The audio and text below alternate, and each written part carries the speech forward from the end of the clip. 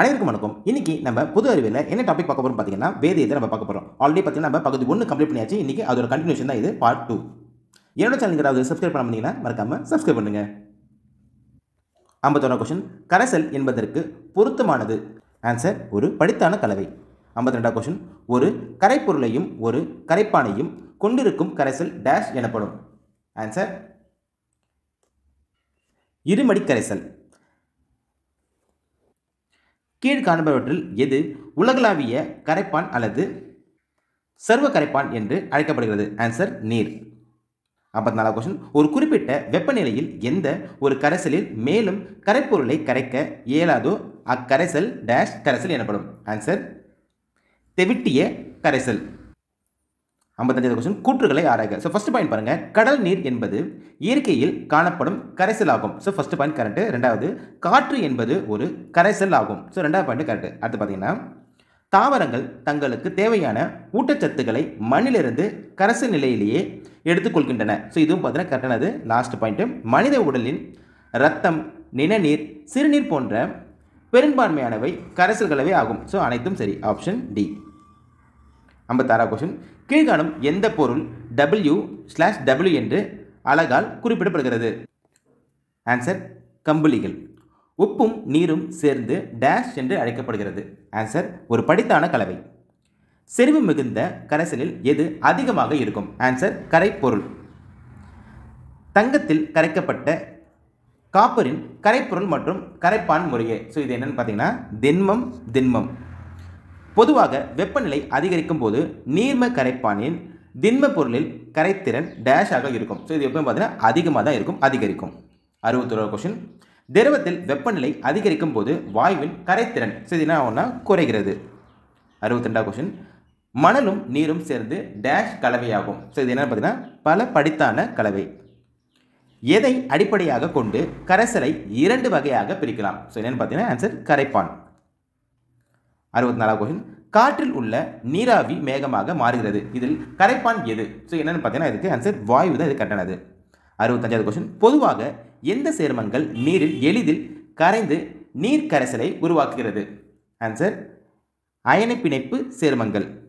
66 question பாருங்க, எதனை கரைப்பொருளாக கொண்ட திரவ கரைசல்களில் மட்டுமே அழுத்தத்தின் விளைவு குறிப்பிடத்தக்கதாக இருக்கும்? ஆன்சர் வாயு. நிறை சதவீதம் என்பது கீழ்காணும் எதை சார்ந்த ஆகும்? ஸோ இது என்னன்னு ஆன்சர் வெப்பநிலை. 68 क्वेश्चन ஜிப்சத்தின் IUPAC பெயர் இது என்னன்னு பார்த்தீங்கன்னா கால்சியம் சல்பைட் டை ஆக்சைடு, மயில் துத்தம் என்று அழைக்கப்படுவது. ஸோ இது என்னன்னு பார்த்தீங்கன்னா நீல விட்ரியால்.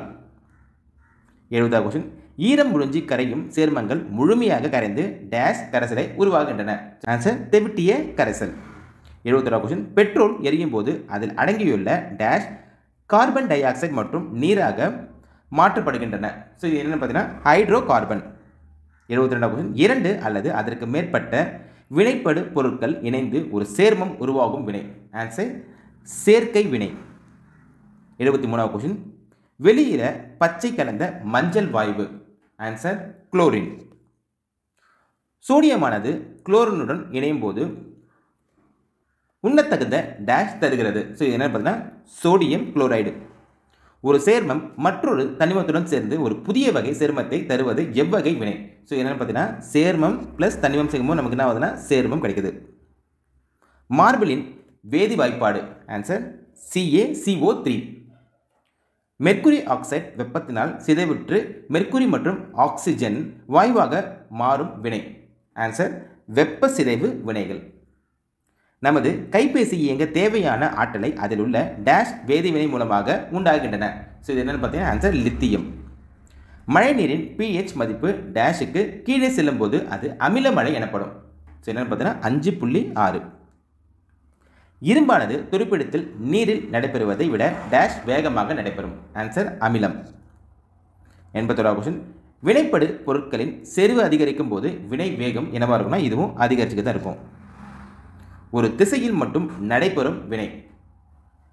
ஆன்சர் முன்னோக்கு வினை. வேதிவினையில் கட்டியான வினைப்படு பொருட்களை விட தூளாக்கப்பட்ட வினைப்படு பொருட்கள் டேஷ் வினை புரியும். ஸோ என்னென்னு பார்த்தீங்கன்னா விரைவாக வினை புரியும். ஒளிச்சிதைவு என்பது இதனால் நடைபெறும் சிதைவு வினைவாகும். ஸோ என்னென்னு பார்த்தீங்கன்னா ஆன்சர் ஒளி. எளிதில் வினைப்படு பொருட்களில் ஒன்று. Answer oxygen. அனைத்து கார்பன் அணுக்களும் ஒற்றை பிணைப்பில் அமைந்திருந்ததால் அது என்னவா சொல்லுவாங்கன்னா அது நிறைவுற்ற சேர்மம். ஒன்று அல்லது அதற்கு மேற்பட்ட பிணைப்பில் அமைந்திருந்தால் ஸோ இது என்ன சொல்லுவாங்கன்னா நிறைவுறா சேர்மம். நிறைவுற்ற அல்லது நிறைவுறாத ஒன்று அல்லது அதற்கு மேற்பட்ட கார்போ வளையங்களை பெற்றிருக்கும் சேர்மம். ஸோ இது என்னென்னு பார்த்தீங்கன்னா அலிசைக்ளிக். ஆரோமேட்டிக் சேர்மங்கள் ஒன்று அல்லது ஒன்றுக்கு மேற்பட்ட டேஷ் வளையங்களை பெற்றிருக்கும். ஸோ இது என்னென்னு பார்த்தீங்கன்னா பென்சீன். கார்பன் மற்றும் ஹைட்ரஜன் மட்டுமே இணைந்து உருவாகும் சேர்மங்கள். ஆன்சர் ஹைட்ரோ கார்பன்கள். அல்கேன்கள் முதல் உறுப்பு. Answer methane. 92வது கொஸ்டின். அல்கீன்களின் முதல் உறுப்பு. Answer ethylene. அடுத்தது அல்கைன்களின் முதல் உறுப்பு. Answer acetylene. ஸோ இது பார்த்தீங்கன்னா மூணுமே ரொம்ப ரொம்ப முக்கியமானது. 94வது கொஸ்டின். குறைவான கார்பன் எண்ணிக்கையை கொண்டிருக்கும் ஹைட்ரோ கார்பன்கள் அரை வெப்பநிலையில் டேஷாக உள்ளன. ஸோ இது என்னன்னு பார்த்தீங்கன்னா வாயுவாக உள்ளன.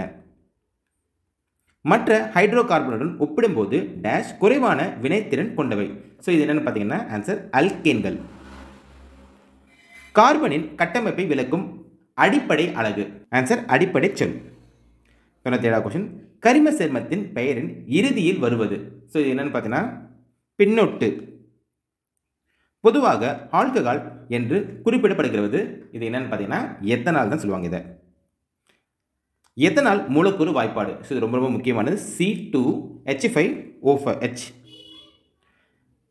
கழிவுப்பாக்கில் எத்தனை சதவீதம் சுக்ரோஸ் உள்ளன?